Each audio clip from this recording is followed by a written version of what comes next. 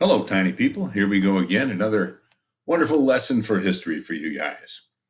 Now, we saw that the idea at the start of the Civil War was each side thought this was going to be a one battle war, and then they would walk away with a victory, and either slavery would be ended, slavery would be continued and expanded, or perhaps it was just the idea of states' rights and the power. How much would a federal government have, and how much would each of the states have?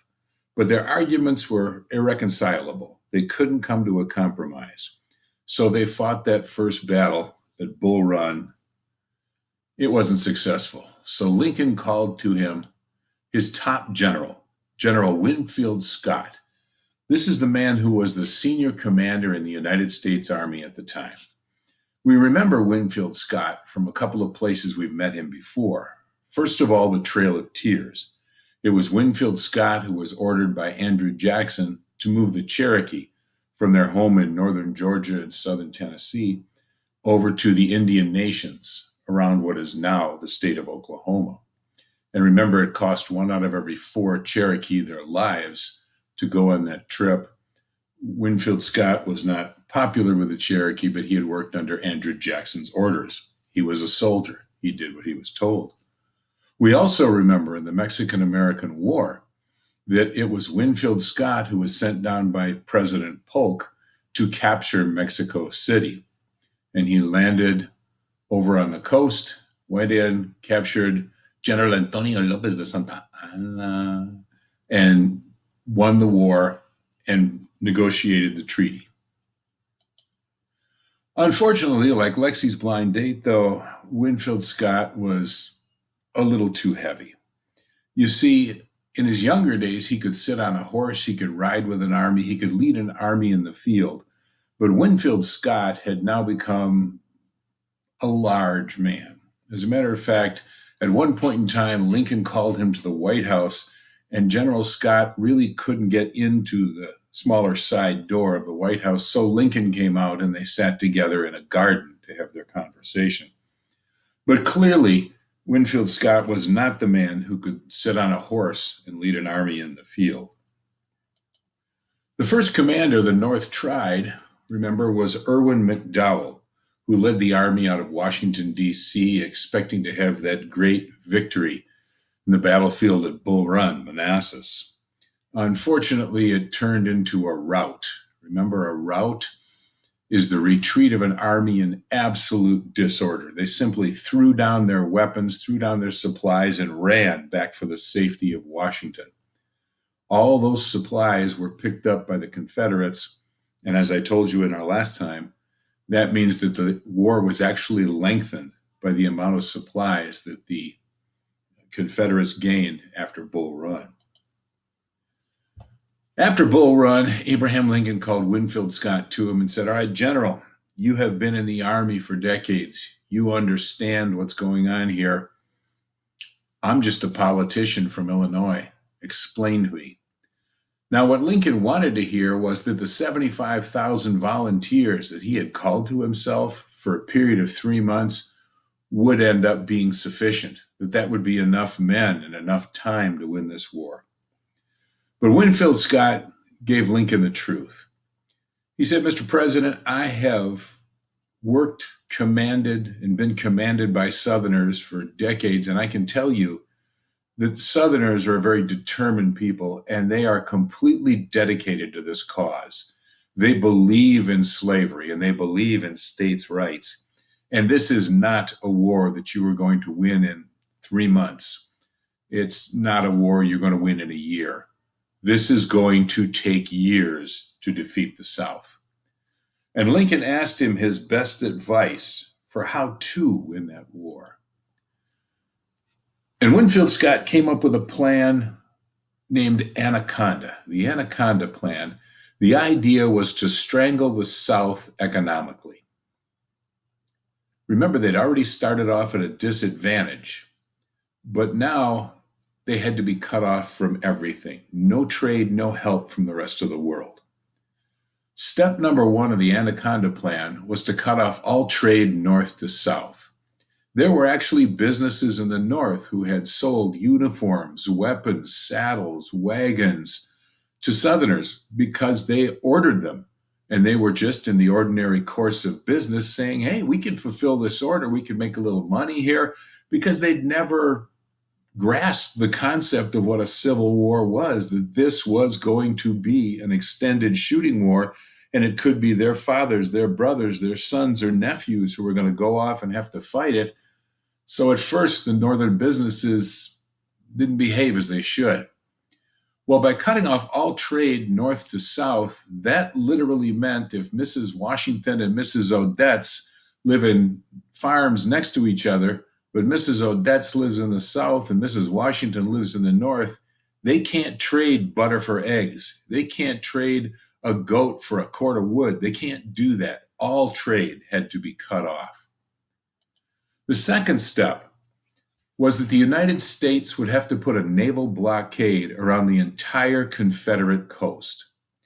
Now, let me explain a naval blockade to you. First of all, of course, remember that that is NAVAL, that is of or related to navies.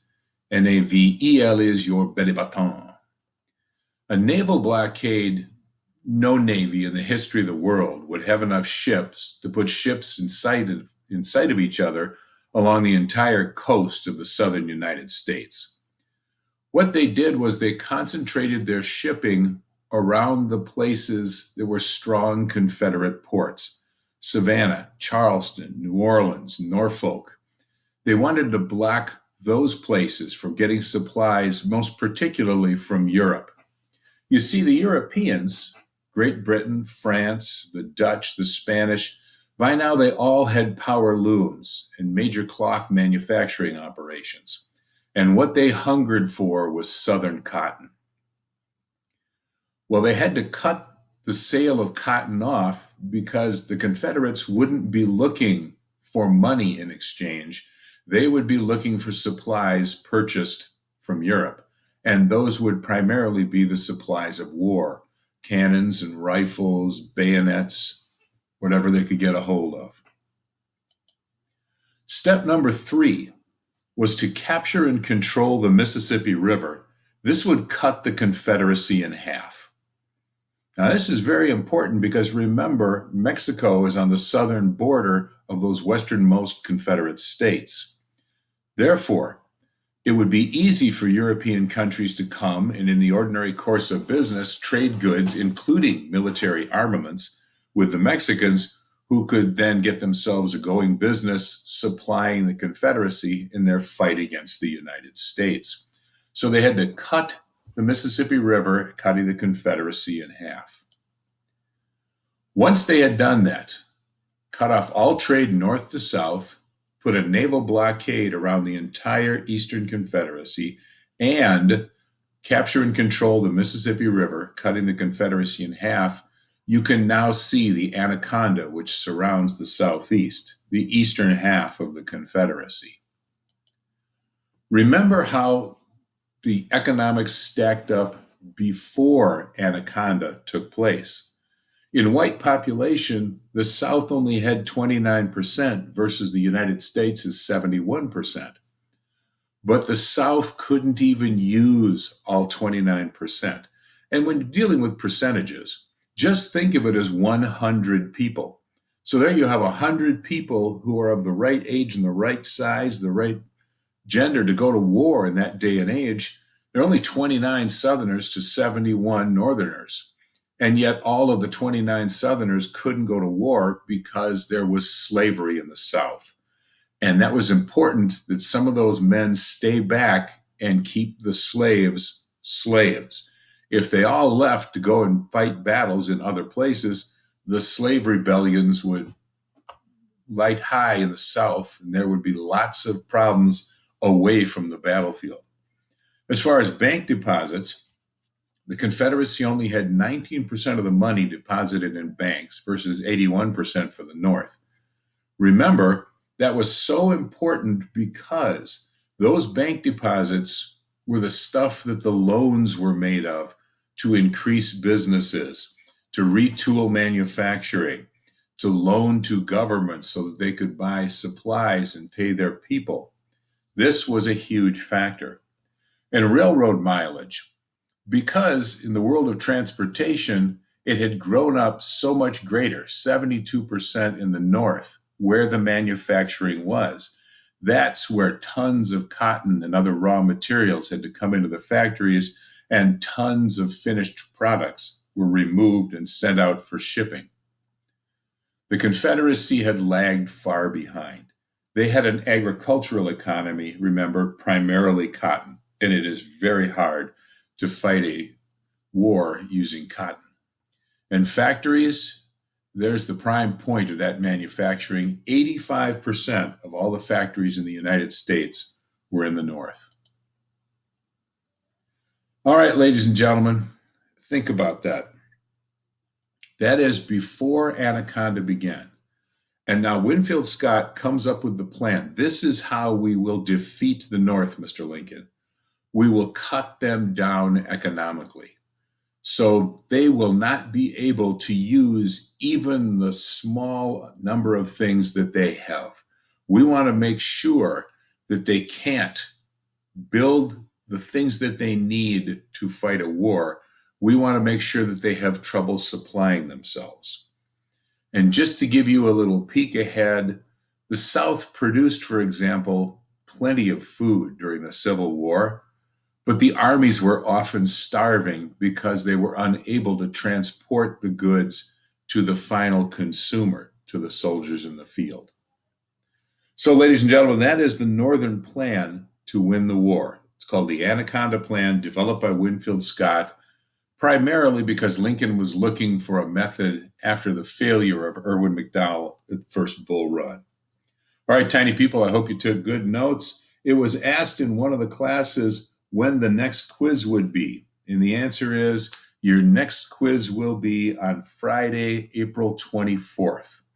For the classes of Washington, Jefferson, and Madison, that will be the internet quiz, the regular true false multiple choice kind of an ordeal. And for the people in Adams, it's your turn to write the essay. I will give you a choice of 3 or 4 subjects. Choose one, please. All right, ladies and gentlemen, now you have something to look forward to and a reason to live. Oh, isn't it grand when there's history around? Thank you. We'll see you later, tiny people.